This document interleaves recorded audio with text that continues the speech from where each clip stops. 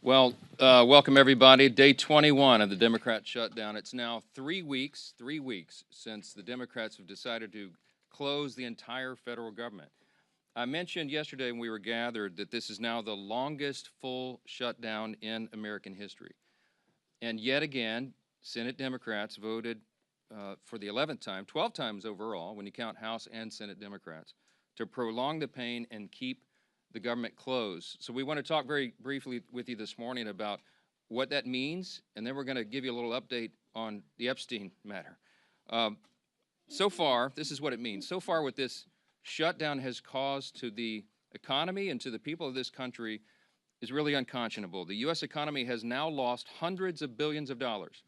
We have federal workers who are desperate for pay and uncertain when they will get their next paycheck. You got families wondering if they'll go without food assistance next month because many people rely upon that.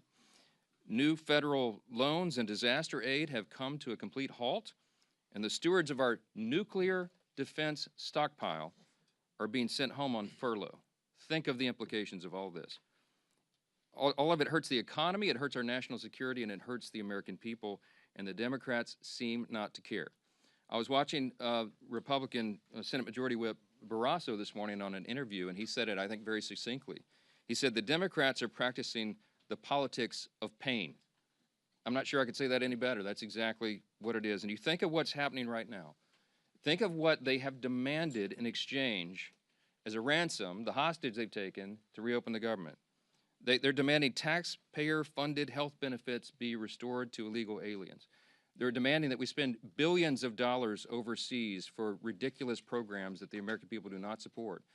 They want to claw back the $50 billion that we just got signed into law on July 4th to support our rural hospitals and all sorts of other crazy things. They're demanding taxpayer-funded health benefits for illegal aliens instead of agreeing to pay our men and women in uniform and provide vital health services and all the things that our most vulnerable Americans depend upon.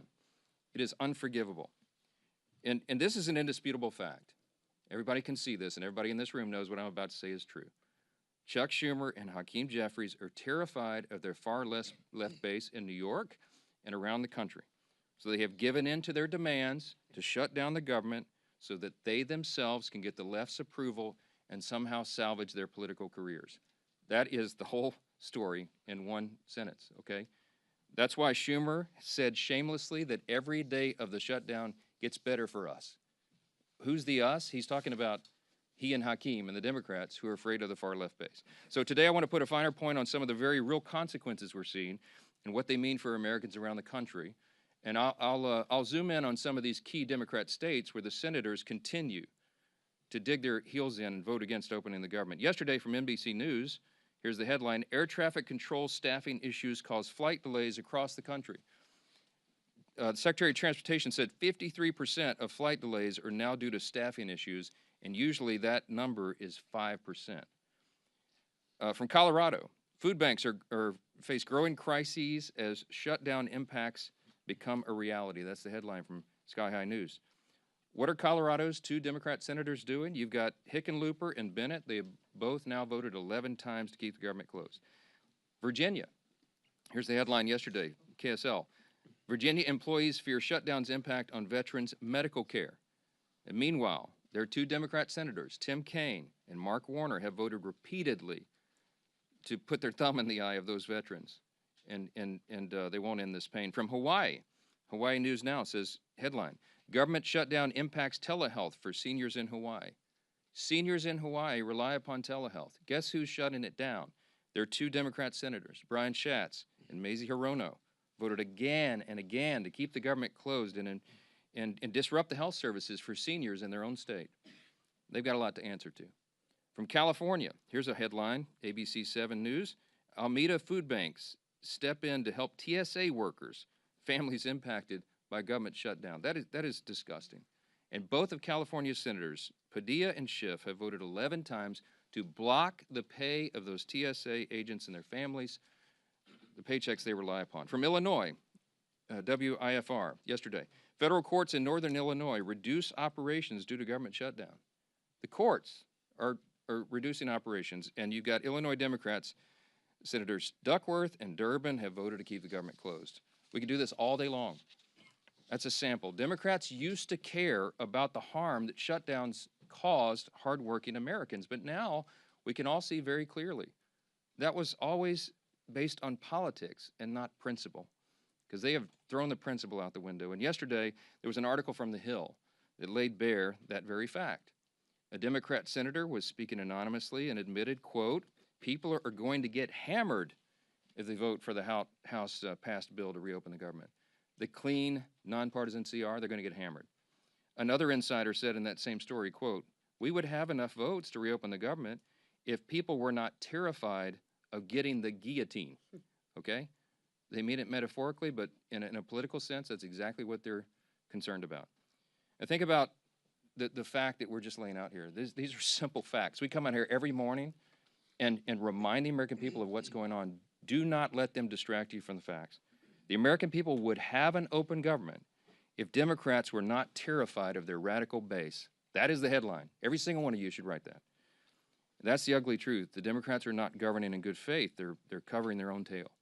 They're out here decrying the so-called forthcoming health care crisis, they say. It's the one that they themselves created. The Democrats created Obamacare. They're the ones that created a subsidy with an expiration date. They're the ones that did all of this. Republicans are trying to fix it. And they're trying to blame Republicans for the crisis they themselves created. They cry foul when we won't bail them out of their own shutdown. I don't have anything to offer, as I've explained. I don't have any partisan priority I can pull off of the CR to make it more palatable for them. There's nothing to negotiate. They just have to do what they've always done in the past, that they did 13 times during the Biden administration, and they did as recently as March of this year, to open the government so that people can get their services and their paychecks. And they go before cameras incredibly, and they just lie to the American people over and over. It's a stunning thing to watch. It's time to stop the political games. The Democrats have got to stop this so that we can get back to the work here. For the sake of the American people, I hope they do. I hope Democrats finally come to their senses soon and the pain will end so we can reopen the government and get back to the hard work here. Let me say this. Now, while congressional Democrats continue their dangerous political games, the bipartisan House Committee on Oversight is conducting its investigation into the heinous crimes of Jeffrey Epstein. And it has continued. It has not stopped during the government shutdown. You have some of the, as I like to say, some of the toughest bulldogs in Congress on the Republican and Democrat side who are united in this cause for maximum transparency of the Epstein files. I'm for that. Chairman Comer is for that, the Oversight Committee chair. You'll hear from him in a moment. All these leadership team are, all the Republicans in the House are for maximum transparency and always have been. My good friend, Chairman James Comer, is going to give you an update on that shortly, but I just want to make a couple of key points very clearly before I bring him up here. Congressional Democrats are rudderless right now. I don't know how else to describe it. They don't have a message, they don't have a leader, they don't have any identifiable set of policy solutions for the problems facing the American people. Their party continues to hit all-time historic lows in poll after poll after poll, and many of you have reported on that. These are objective facts. They're utterly lost as a party, and everybody can see it. So what are they doing? They see a shiny object, and they latch onto it. Democrats did not say one word about the Epstein files for the entire Biden presidency. They had all the files in the Biden DOJ. They didn't say a word about it. 4 years, not a word. And suddenly now, they somehow convinced themselves that the Epstein files will be damaging to President Trump and Republicans in some way that they've imagined. And so they feign outrage. Let me be very clear about this. I've met with some of the Epstein victims, some of these brave women who've come forward. They were here on Capitol Hill, as you all know. We heard their stories. It's gut-wrenching. It's disgusting what they've been made to go through, and they bravely came forward. We're working around the clock to ensure that justice is served, and also as part of the oversight to figure out why justice has been delayed for so long. All credible information we will ensure is released to the public, and we also, at the same time, are fulfilling our responsibility to protect the innocent victims. By the witnesses' own testimony, these ladies who've come forward, they estimate there may be as many as 1,000 young women who were subjected to these heinous crimes. And many of them have chosen not to come forward and show their faces and reveal their names because it would compound the harm that they've already suffered. And so we want to protect those people. That's the sum total of all of this. That's our responsibility. And short of that, we want maximum transparency, and that is exactly what the American people are getting right now. That oversight investigation, they're working around the clock, and here's what the latest update, if you're not keeping track. They have now subpoenaed and released 43,000 pages of documents. They have subpoenaed and released DOJ and Epstein estate documents, with more to come. They've issued 11 deposition subpoenas, and they've released Bill Barr's deposition transcript. Just a few days ago, they released the transcript from the interview with Alexander Acosta. They requested and begun to receive suspicious activity reports from the Treasury Department, and the department is fully cooperating in that.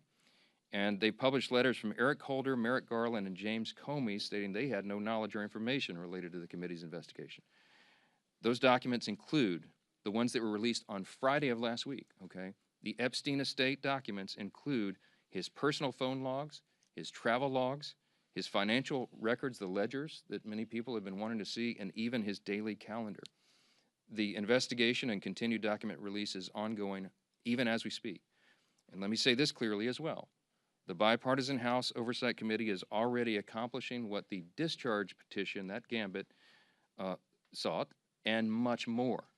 The Epstein estate files that have been this new treasure trove, the third batch of information released right now, was not even included in the discharge petition. Didn't even think of it. And again, the investigation is bipartisan, it's nonstop, and it's far broader in scope than what is covered by the discharge petition, and has already yielded significant results. Unfortunately, some Democrats, and sadly even a couple of Republicans, have tried to make this a political issue. They seem to be more interested in trying somehow to lay a glove on the president than in securing justice for these victims, and I think that is shameful. But as Chairman Comer will tell you, the work of the bipartisan investigation continues, and we brought him here to share with you some of those thoughts. Chairman Comer, thank you for your hard work, and take it away. Thank you.